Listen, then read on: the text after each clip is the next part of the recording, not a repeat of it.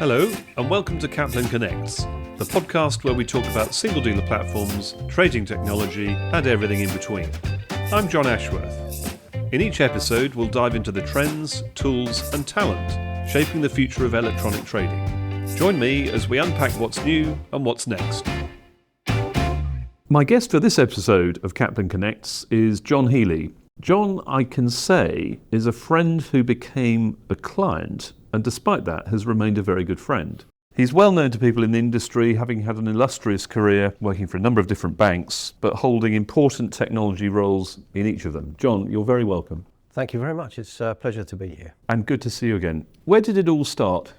I mean, it started when I left university, I guess. At the time, a lot of people were going into programming, so I went into programming and got a job in a manufacturing company and had a whale of a time. I stayed there for a couple of years. Those days I was programming in COBOL, had a couple of successes, enjoyed it very much. The company was a great company to work for, but ultimately, I don't know if you remember the 80s, but interest rates were very high. It's actually interesting, listening to people these days that say interest rates are high, but if you look at what they were through the 80s, I think the lowest they were in the 1980s was 7.5%, I think, or 7.3, and peaked at 17% at one point. So yeah, I needed to pay the mortgage, and so I got a job in the city, and actually, that was where the excitement was. So I got a job working for an asset manager, this time in BASIC. Kind of an interesting job, not as great as the first one, didn't really turn out the way I wanted. I was programming in BASIC and I wrote a lot of code around capital gains, but I did learn one important lesson there, which was code management and not branching code in a significant way, and the cost of doing that being, when you replace code, when you fix bugs, you have to do it as many times as there are branches of the code, and that's a huge cost. It takes a lot of time, and quite frankly, that set the scene for me in terms of how to manage code going forwards. It was a huge and important lesson for me. We're a couple of minutes in and already we've dived into the management of legacy code, which is brilliant and I'm sure will develop. But let me just stop you for a minute. Let's go back to the manufacturing company, because Sure. When you said you programmed in COBOL, a lot of listeners might be thinking you were doing payroll applications, but as I understand it, that's far from the case. No, these were essentially production control systems. Manufacturing what? We were manufacturing cardboard for the building industry. So essentially this is cardboard that has to be a very specific density because it's used to go in things like plasterboard. So there's a very highly automated manufacturing process, and the code that we were writing did several things. It would interact with some of the machinery, which is not easy to do in COBOL, as I'm sure you know, and then it would do all the COBOL-y stuff. That sounds more like a Fortran. Well, yes, and it would have been substantially easier. We had one bit of code that was written by Imperial University, someone did for their PhD, which calculated how to cut the cardboard in the most efficient way. But the piece that I worked on when I was there really was the program that was used to weigh cardboard, often 2 or 3 ton of cardboard, and we had to interact with the scales, which were provided by a very nice Dutch engineering team. And in order to do that, we had to go right down into we weren't really doing that part in COBOL. We were doing it using system functions within the operating Close to assemblers, presumably. Very similar, yeah. And, we had a fair amount I was quite junior at the time, so I had a fair amount of help from the guys that provided the actual hardware. It was quite a triumph, I think, to get it working. I hope it still is. Well, quite a start. But then you said asset management and then banking after that? So I was at the asset manager for a couple of years. It wasn't the most interesting job, but I was in the city, so it gave me a bit of exposure to various things. It became apparent that I wanted to work for a bank, and not the retail bank side, obviously the market side being in the city. And, you'd met a couple of people that were doing that work already, so it seemed important to me to get involved in that. That's where the action really looked like it was. Because that's where the money was, or the action was, or the bright people were? No, well, all of the above. It was apparent then that people were getting paid a lot of money. I wasn't going to be in the trading side. I didn't really have too many aspirations of being a trader myself, but it was attracting some very smart people, and a lot of people were doing very well. So it seemed to me to be the right thing to do. I didn't get into a bank. I got into a corporate treasury next, which was a company called Tate Lyle International Finance, which was the corporate treasury of Tate Lyle, the sweetener company. The job there was essentially running an in-house bank, which was why I took the position. The corporate treasury acted almost exactly like a small bank. It had 150 subsidiaries, all of whom had to do all of their operations through the central treasury. And that included borrowing, it included, obviously working capital, foreign exchange, any money market operations they had to do. And so we were essentially taking all of the requirements from the 150 something subsidiaries and netting them in order to be able to transact in the wholesale market at the most efficient way, both in terms of foreign exchange and money market. But we were doing other stuff. We were doing Islamic financing, all sorts of trade finance, making foreign currency payments to quite unusual places. So again, huge learning curve, and I was working essentially as an IT manager, and that meant that I had market data systems, accounting systems, banking systems, risk systems, essentially everything you would have in a bank. And so that felt to me like a pretty good place to be. Plus, being a client of a number of banks, which the Treasury was, we were invited to go see the D. Ingrams, and there was the occasional evening out. And, once I'd seen how these firms operated, I decided that was my next step. And after 7 or so years at Tate Lyle, which again was great, 2 fabulous bosses. I had some great bosses there, helped me a lot. And yes, moved to HSBC Midland straight after that. How many banks did Tate & Lyle think it could maintain a relationship? 16. Between 16 and, there was 16 at the time. There was sort of 20 on the books,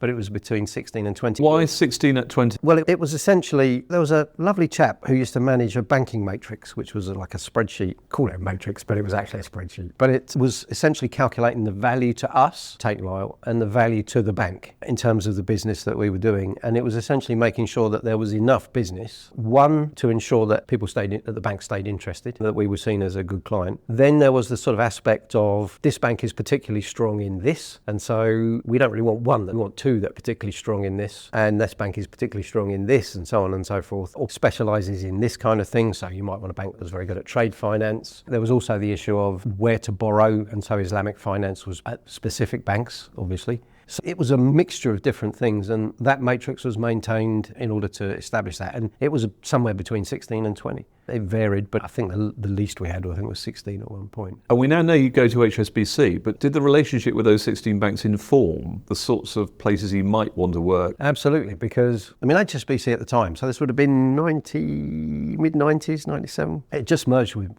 recently merged with Midland Bank, or bought Midland Bank. And we had a few occasions to meet with people from HSBC. And the organisation seemed to be that perfect blend of kind of solid reliability, whilst at the same time, I wouldn't call them they weren't on the leading edge. They were, I think, probably would be best described, a fast follower, which kind of felt like a really good place to be. So stable, but also actually interested in doing stuff. So risk averse, but not completely risk averse, as it were. So it seemed like a really nice blend. And the American banks, so Citi, JPM, etc., culturally, I didn't know whether I'd fit in there. And yes, I moved there as quickly as I was able. Once I felt I'd had the experience at Tate Lyle, where we had a complete mixture of, we were managing the hardware, we were managing the networking, we were writing our own code, we were managing a third-party application, a whole range of stuff, dealing with Bloomberg, dealing with Reuters. And it just felt like at that stage I'd had enough to position me in an organisation as large as HSBC Midland. So you're lucky to find HSBC, they're lucky to find you. What do you start doing for them? So I joined what was essentially a business analysis team, and I didn't have any formal business analysis training. I know what a BA is now, after having hired a few, and I know what a BA isn't. So I joined this BA team, and what was interesting, I think, at that point was, at that time when I joined, there were, EBS and Reuters were pretty much the only electronic platforms that were out there. I think 360T was kind of nascent at that point, and also possibly Coronex, but not in any kind of serious way. But you had EBS and Reuters, and that was kind of it. And there was a significant amount of spot traders actively working away, and each spot trader, well, not each, but the really busy spot traders, the one that were doing the major currencies, had someone sat next to them keying their trades in for them. And so the first job I did was work on a gateway to take the trades from EBS and Reuters and book them automatically. That was quite an interesting process. And am I right in saying that although it sounded like a duopoly, it wasn't really, because Reuters had mostly the sovereign currencies and EBS had the rest? That's right. And in fact, I think it was more polarised then than it is now. And there have been, I can think of 4 or 5 occasions when, EBS have come to the banks and said, we'll give you free brokerage if you put your cable through us. But it has just never really worked. So yes, it's very polarised. And we put the trades through automatically, and that was a major improvement. What was interesting is that this wasn't just for the trades that were executed on the matching aspects of those two platforms. It was also the conversational chat. So we were using a third-party piece of software to parse the chats and derive trade tickets from them. And that was allowed then? It was, except the one actual piece of requirements that I got to really write, because the gateway's quite technical.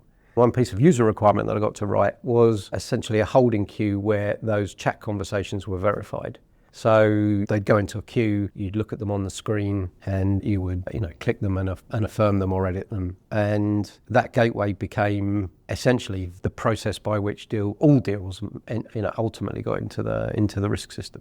And were the chats to do with actual trades, or were they sometimes price discovery? That was the thing about parsing the conversation, right? Because it would be, GBP USD in 50 and a response that would come back and then potentially nothing. So you were actually looking at those conversations and establishing whether it was a trade or it wasn't. What happened after a while was that Reuters introduced this confirm button, which actually within the Reuters platform itself parsed the code and wrote a line of code that said, I buy GBP USD at rate value X. So then it became a lot easier to do. But it was quite interesting because we were having conversations at the time about, there's a lot of data here maybe we can use in terms of people asking for prices and not dealing. Maybe there's something we can do with that in terms of maybe we can start skewing prices. We're having those conversations back in those days. You have to ask 5 times and then, does that mean maybe we can figure out what side they're on and so on and so forth. So those conversations were happening even then. Were you aware that there was was there a sort of regulatory environment that would have prohibited that? Or could you have, trying to think of words other than front run? What there was a head of sales whose middle name could have been Ethics. And I mean, not the county, the actual, the way of thinking. And, he said, look, we can't do that. Imagine how it would look if people found out we were reading. I'm sure other banks were doing that. I know other banks were doing that actually. So at the time, because, we'd had conversation at conferences and things like that with other players. And even technology firms that were telling us, that people were doing that. But much to the listener's regret, I'm not going to press you for the names of those banks. Well, no, and I could probably get sued, so I won't say. But yes, that was a very interesting project that I worked on. And again, a forerunner of many things to come.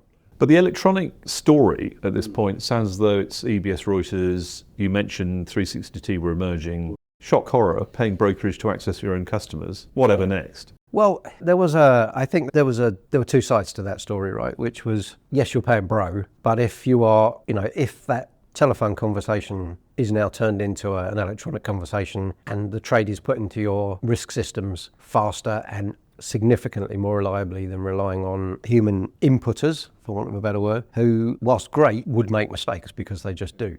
So I think you weighed up those 2 options. So as long as the brokerage wasn't ridiculously high, maybe it was worth it. But again, at that time, I think brokerage was, let's say, negotiable. And then there was Atriax and claiming that space, weren't they? Well, so FXall, I think FXall is what HSBC joined. And there were conversations about joining Atriax, but I think, sensibly you have to look at how many resources have we got, how much money have we got, can we afford to be in both? Are the members of the platform we're joining complementary to both our footprint and also culturally, are they a good fit? And, the head of FX at the time was a guy called Rob Lowy, was happy with it just doing FXall. And, Atriax didn't survive. The reasons for that are not clear. But, one of the things I would say is that having been on a number of consortium myself now, I mean, not back then, but since then, there are banks that join these consortiums, not necessarily with interests that are aligned. And, maybe Atriax suffered from a lack of alignment of interests, perhaps. I don't know. There were some big players in there, whereas FXall, I think, was a smaller group of more aligned organisations, let's put it that way. So your use of these multi-dealer platforms and the payment of brokerage, you kind of put down to a tax that would settle systematic risk that was a benefit of moving people off telephone and transcription and et cetera, et cetera. But when did the pressure come to have your own single dealer platform? So towards the end of the 90s, after one of the projects that I worked on at HSBC was implementing an FX limit order system, where I was in the dealing room all day helping people get used to this new system. It had been chosen before I arrived. It had been selected before I arrived. And there didn't appear to have been a gap analysis or anything. It was just, that's the one that they liked. And so my job was to get it working, which I did through any means possible, which didn't make me popular with IT. But I got this project up and running, and consequently, all the salespeople and all the traders knew I was, because I was in the dealing room every day for 3 months or whatever. And there were conversations at the time ongoing, actually prior to the FXall discussion, about internet e-commerce, as it were. HSBC Midland already had an electronic trading platform, which had been built in the early 90s, I think, and it was written on BBC Micros and used, I can't remember which networking protocol, but not the internet. It was you had to have a leased line. It was understood as a concept very well already, and the internet became a distribution model rather than it was just a way of being able to reach more clients, because obviously leased lines and various other things are costly, and you can only then deliver it to very large clients. So the internet then became apparent that you could now distribute this to anybody for not much. And so it then became apparent, well, if we've thought of this, then so's everyone else. And so therefore we better be in a position to be able to deploy one of these things as soon as we can, in order to defend against potential competition from entrants that are there before us. We wanted to protect the corporate base. There was a sense that maybe the institutions wouldn't trade this way, not immediately. Maybe that was right, maybe that was wrong, probably wrong. But the corporate base was where the P&L was, and so that was what had to be protected. So that's how the conversations happened.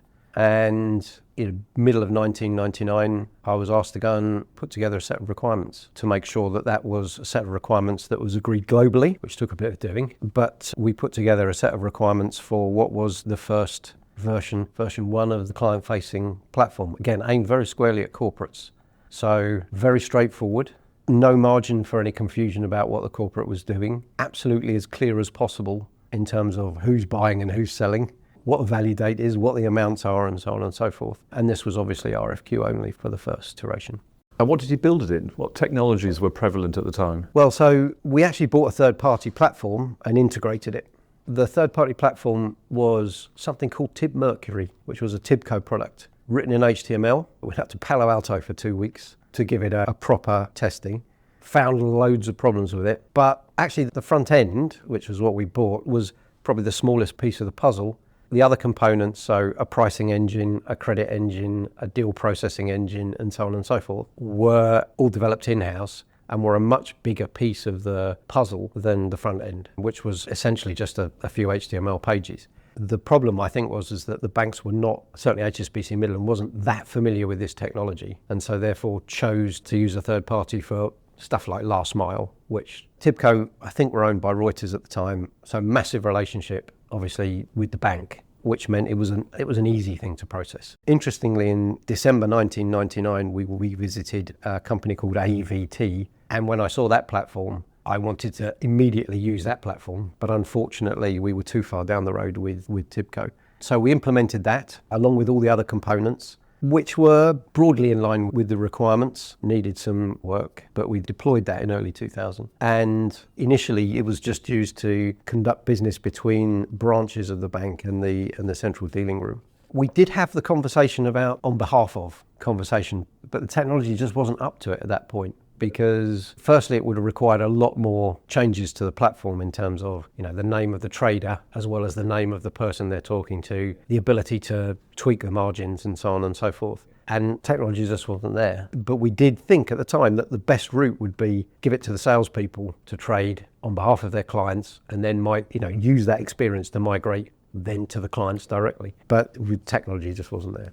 And how long at HSBC? 13 years, yeah. And that was all really a couple of years at the front where I was doing other projects like the Orders project and the Gateway project and so on and so forth. But from 99 onwards, it was all e-commerce. In the last couple of years, I was actively engaged in the FX management team. So setting strategy. I worked with some great people. Obviously, Andrew Brown had joined the firm by then. Alan Clark was my boss. Adrian Bowler actually was head of institutional sales, I think, at the time. All names that many listeners will be familiar with. Adrian was a fabulous bloke and helped us a lot with our strategy. So working on strategy as well at that time. We'd had a little foray into looking after fixed income, because back in the day there was, projects like the Fusion project, market access starting up, SwapsWire. All these things were beginning around that time. But quite frankly, we had a lady who was an ex-bond trader who handled it all for us. So we just kind of just let her do her thing. And, it's a long time after that I can look back at those decisions and wonder whether they were the right decisions. But at the time, we just let her get on with it. Very good. And what happened after HSBC? So after HSBC, I moved to Lloyds, largely because Andrew Brown, Alan Clark and Adrian Bowler had all left HSBC, and I kind of felt a bit exposed. People might realise that I didn't actually know what I was doing. But more importantly, an actual offer came in from someone who'd worked at HSBC before, who was head of sales at Lloyds, Lloyds Bank that is, and so she asked me to go over there and build a product there. And one of the things I'd already learned by that stage, was it's not so much what you work on, it's who you work with. And so, I felt that I knew Claire Francis, and would have been happy working with her, and it would have meant putting together a new team, which I did. And she's thrilled to get you, because you've had a 13-year apprenticeship doing all the things that she identified needed to be done, right? Yeah, I think certainly she wanted to make a thing of it, because I remember her saying, we need to release something to the press. I remember thinking, why? People don't want to know that kind of stuff. But what she was doing is she was trying to position Lloyds. She was head of sales, and she was trying to position Lloyds as not just a corporate bank. And so she wanted to, we've got a guy from HSBC to come in and do this. So therefore, we're getting serious about this kind of thing. I was only there for 2 years, but we built 2 systems in those 2 years. One was an extension to the Reuters platform, essentially a new front end to the Reuters platform. And then the second one was a completely new system, which had a pricing system. Interestingly, we built that in a streaming technology and in Silverlight, which was really driven by me having seen Morgan Stanley's platform and thinking, yeah, you can do some very cool stuff. So we decided on Silverlight, and we built a platform called Arena, which I think is still there. And critically, you chose to build it, not buy it. Yes, at the time there weren't many options in terms of build. The Reuters platform was there, and there wasn't really anything you could buy that would do anything significant other than the front end. There weren't really pricing systems, there weren't really credit system, etc., etc. So yes, we chose to build it. We had the Reuters platform in-house. The problem was that essentially Reuters had not really moved the platform forward, and I was in a position that I knew people and understood the budget that was being provided to the team that built the Reuters platform. And so I could see forward-looking that there was only so much that those guys could do. I mean, great guys, don't get me wrong. I mean, and I'm still friends with some of them now, but there was a limited amount they could do with the budget. So looking at where we were at the time, I'm thinking, well, if we really want to be able to push this forwards in any direction, we're going to have to build it ourselves for the moment. And we did. We built it very quickly. We had a team of essentially contractors. I worked with a guy called Kevin Vickers, who put the IT team together and built essentially a new front end in 9 months, and the rest of it followed on and delivered in the second year. I'm very proud of what we achieved there, because we did. I had a guy who worked for me, a guy called Lucian Lauerman, who's now at Oanda, quite senior, I think, at Oanda now. And it's just a joy coming in every day and constantly looking for what else could we be doing, what other function could we be adding to the user interface. But, what we learned over a period of time was you can put all sorts of bells and whistles around your platform, but how many of them are actually useful? How many of them are actually going to get used? Because if your client base is corporate, they've got work to do. Do they have time to sit there reading research? If they're institutions, are they going to come to your platform when they've got very many other avenues like FXall, like aggregated research platforms and so on and so forth? So we became very focused on what was actually going to add value. But that was great fun. And how long were you there? Just the 2 years. And what happened after that? Well, so I worked with Andrew Brown and Alan Clark at HSBC. They decided, with quite astonishing timing, to take a break just before the global financial crisis. As if they knew. As if they knew, yeah. And so those 2 years while I was at Lloyds, they were enjoying themselves. And Andrew decided to come back into the business, and a couple of years after that, and gave me a call and said, look, we're getting the band back together at a bank called BBVA. Do you want to come on board? And as I said earlier, I'd learned, and whilst I thought Claire was amazing, she truly was amazing, and Lucian was a great guy, I'd known them for 2 years. I'd known Alan and Andrew for much longer, and so decided that that was probably the right path to go down. And also, we'd done some stuff at Lloyds, and I don't know how much more value I had to add to that process, whereas BBVA was almost a greenfield opportunity. I mean, BBVA had the rep platform, the Reuters platform, but it wasn't a significant thing. So, it almost came as yet another greenfield opportunity to go and do the same thing all over again, but again with new technology, and hopefully this time a bit better than last time. So there's a pattern developing here where you're learning, you're developing expertise, you're developing relationships with talented technologists, and then just taking it from place to place to place. We were at the point of you leaving Lloyds Bank in Gresham Street, and you're heading towards, both Madrid and Canary Wharf with BBVA. Yeah, so... But it's a greenfield site. It's a greenfield site to all intents and purposes. You've got some RET to build on. The Reuters platform is there. There is a system that we could use for market data ingress, which was a Progress Palmer. Yeah. So there are some components there, and that seemed like a pretty good start, but there were quite a lot missing. Palmer as a platform was a bit problematic because they were starting to pivot from essentially using a complex event processor for market data ingress, and they were pivoting much more into the intelligence surveillance space, and we weren't entirely convinced that it was a great platform to stay with. Had Palmer been bought by Progress at that point? Yes, and actually the platform had been bought by a bunch of guys that would be doing speculative trading and have built some systemic trading models in it rather than as a market data ingress platform. So we had the choice of whether to use it or not, and ultimately we felt that there were big chunks missing. So for example, there is no user interface by which traders can manipulate prices and turn prices off and so on and so forth. So we thought, we'll build another pricing engine. So not another one. But for me it was another one, for them it was a new thing. So and my remit had been to, again, it was the same with Lloyds, to build an institutional platform, or a platform that was capable of being offered to institutions. So we spent a lot of time on understanding the various low latency protocols. We did look for a third party, we did look for another third party platform, but again, there was nothing out there that looked significantly better than Reuters at that time. So we moved on and we built a pricing and trading engine, we built another credit engine, and so on and so forth. We still used Reuters as the front end, but we changed that somewhat later and worked with Lab 49 to build a new front end. And the reason we used Lab 49 was, again, going back to the Morgan Stanley experience, because they built the Morgan Stanley, they were important in the production of that platform. Obviously not this time in Silverlight, because by this time the decision had been made and Microsoft had just said, no, we're not doing that anymore, which was a bit disappointing. So again, HTML5 front end, and again, at this time still squarely aimed at the corporate base, and actually SMEs and corporates. Whilst we were looking for an institutional platform, by that time I'd already made the decision that we're not going to get an institution to use a single dealer platform, not at the bank we were at. Possibly if we were at Deutsche or Barclays, that would have made sense. But we were, at the time, we're not known as an institutional bank. We're a Spanish corporate bank, emerging markets bank. LATAM house of choice, as the phrase was at the time. So it became apparent that that business was going to come to us from institutions, was going to come through multi-bank platforms or through an API.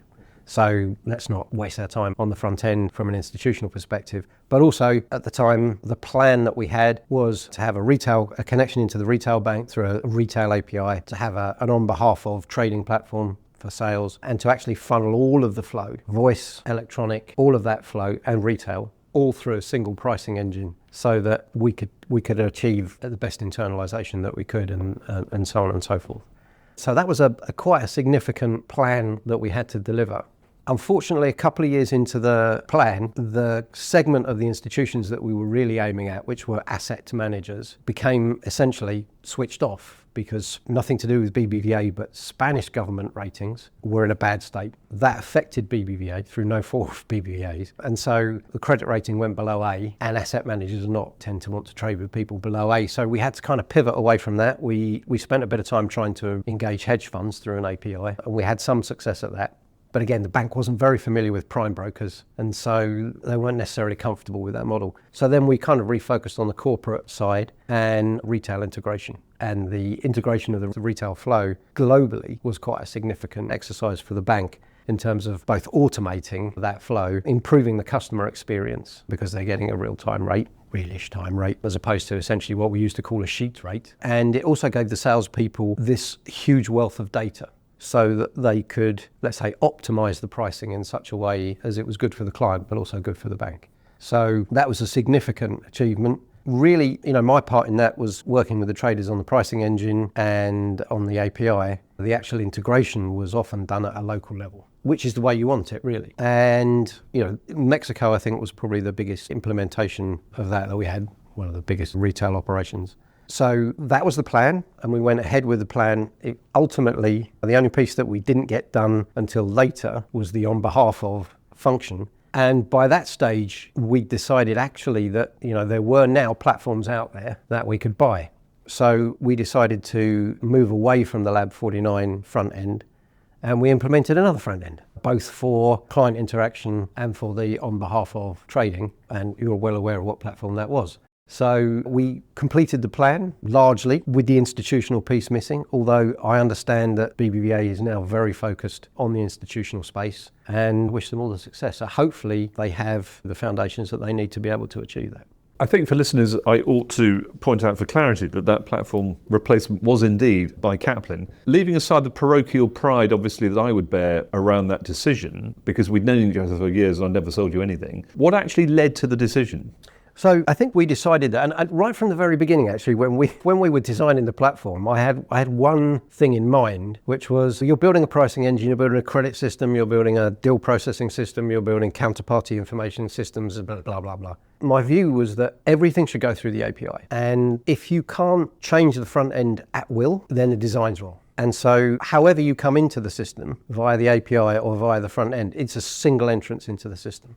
Now, that I think the technical people didn't particularly like that because it created all sorts of problems. For example, if you're a client accessing the system, you might have 5 entities that you trade on behalf of. If you're a salesperson using an on behalf of front end, you might have 1,000 counterparties or entities that you want to trade on behalf of. And so that's a different scaling problem for an API to deal with. But still, I felt a single API which could deal with all of that was the right way to go. So that happened, and the technology guys managed to resolve those issues and build that. And so it actually became, well, the Lab 49 platform is, it's okay. But why maintain something that you've built at a fairly significant cost when actually you can outsource that to something else because the technology was now there? Yeah. Now, I'd known about Caplin for a very, very long time, and I'm not wishing to be rude, but the technology back in the day was not great.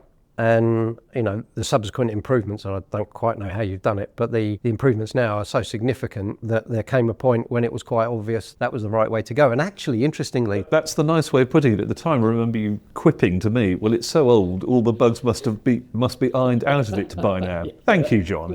With one good thing about it, yeah. But yes, there was a lot of changes, as I know you're aware of. But actually, what was interesting about that process was once we made that decision, I remember saying to the technical guys, I said, right, one of my team has written the requirements and is going to do the gap analysis to whatever platforms are out there, but I'm stepping back and I'm not going to be involved in this process. People looking at me going, but you're the sponsor, how does that work?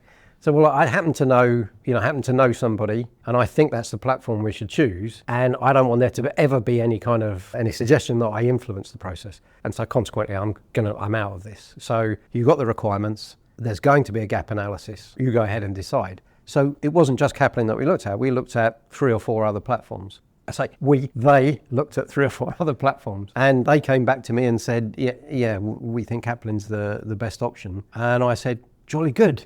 So I wasn't actually involved in the selection process at all, as you well know, for the reasons that you entirely understand. So it was a process that I understood in terms of the mechanics and making sure that the requirements were sufficient and of a good enough quality, testable, etc., and that the gap analysis had been done appropriately. But apart from that, I wasn't really involved. So at this point in the process, we then resumed diplomatic relations. And once the contract had been signed. The contract had been signed. The one thing I would say... And again, I couldn't be involved in the procurement process. Clearly. And that's another story, but not one for this episode. The one thing I would say that singled you out amongst many customers I had worked with was that you were absolutely brutal with us about not allowing your people to ask for excessive feature requests. Yeah. It's almost as though we had you on our side because you were protecting our development and bug fixing and maintenance interests. But of course, that was to your advantage too, because you didn't want to be beholden to tricky upgrades or tricky releases.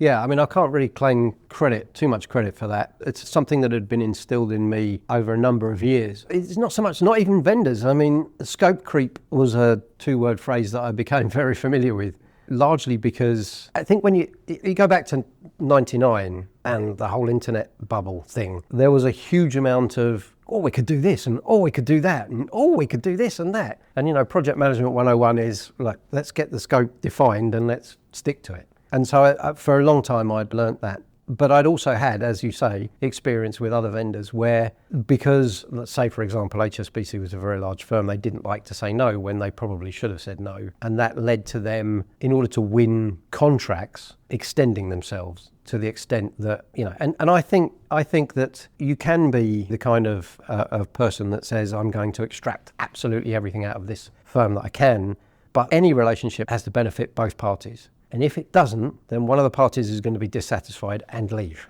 Eventually, not necessarily straight away, but eventually they'll leave. And so it always seemed to me in any interaction, and I think this is also part of the fact that, I'd worked for Alan Clark for a long time, who was a consummate sales guy, and, dealt with very large clients. And there had to be an understanding that there needs to be benefit to both parties in any deal.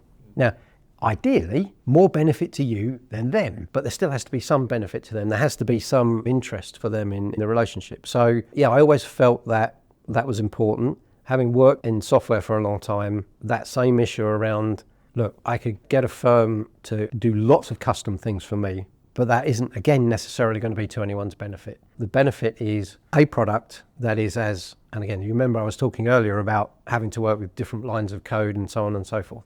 Understanding that the highest quality is going to come from something that is simple, straightforward, easy to manage. Now, I can't influence how you design your software, but I can influence that what is actually delivered is a set of requirements. Now, if I need something else, I can build that on myself and integrate it in. And I'm kind of more comfortable with that than the software company going out in all sorts of different. And also because anything that's built by you, unless we sign some kind of contract that you're not going to sign that gives me exclusivity on that functionality, if it is something that I need so much because it's a differentiator, then I want it to be a differentiator and not something that you can then sell on to all your other clients. So it seemed to me best to handle it in that way. And I tried to do that with all the vendors that I worked with. I'm bound to ask you a question about the future. If you were still doing the job similar to the ones you've been doing, what would you be doing with AI and what wouldn't you be doing with it? Well, I'd be asking AI. No, seriously, I think there is almost nothing that I wouldn't be doing with AI. So if I think about the process in terms of the electronic piece, on the pricing side, the analytics that you could use AI to do in terms of what is the best source of pricing for the flow that you're seeing, what are the best execution venues for the flow that you're receiving, those kind of analytics I think are extremely valuable, potentially for predicting certain aspects of the flow that you're going to receive and then pre-positioning as a result of it. So a huge range of things that you could be doing. I've noticed from various interactions with people that software developers are now really people that check AI rather than write code. Well, I'm somewhat dubious about that because I think in order to be able to get decent results out of an agent or out of AI, you really need to know which model to use and you need to know how to interact with that model. So I think the requirement for having super smart developers is still there. I think they just can produce a lot more than they used to be able to as code reviewers rather than actually writing the code themselves. So in terms of the technology build, I think that provides huge amounts of benefits. What about restructuring legacy code? Yeah, I'm not sure about that one. I don't really have enough experience to I'm sure there are smarter people and with more experience that that can answer that question. My sense is that would probably be the last thing I'd be doing. If something's working, that's fine. It's just a case of priorities. I mean, if I had legacy code that I was seriously worried about, then maybe that would be a significant priority and I would go there. But if I've got a piece of legacy code that works fine, I mean, I can think of many things. So, code such as the deal processing function, probably I wouldn't bother with that because it's processing deals. And it works. If you think about what I can achieve, and it's always a balance of what can be achieved with the resources that you've got, I would think I could achieve more on the analytics side than looking at code that appears to be working fine. I accept that there is the argument that there could be something in there that's horrible that you don't know about that one day is going to blow up.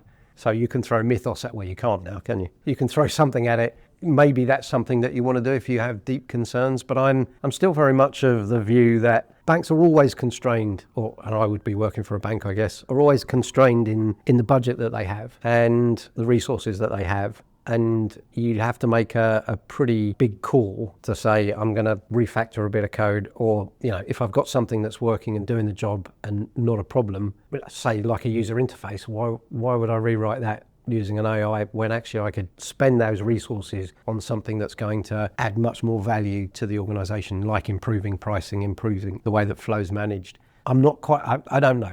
Maybe there's something an AI could do to improve the user experience. I'm not sure. Let's put it that way. I'm not 100% on that one. One thing I have learned over a long time is if something is working and it appears to be okay, it probably is okay. And so therefore, I wouldn't bother with that. I'd be much more interested in adding value in other places. Very good. Jon, it's been a great pleasure. Thank you so much for your insights, which I'm sure many people will reflect on, will remember, or indeed apply for their own future work. Thank you so much. It's been my pleasure. Thank you. Thank you for tuning into Caplin Connects. If you enjoyed the episode, please be sure to like and subscribe so you never miss what's next. If you'd like to learn more, head over to caplin.com and check out the team behind the show.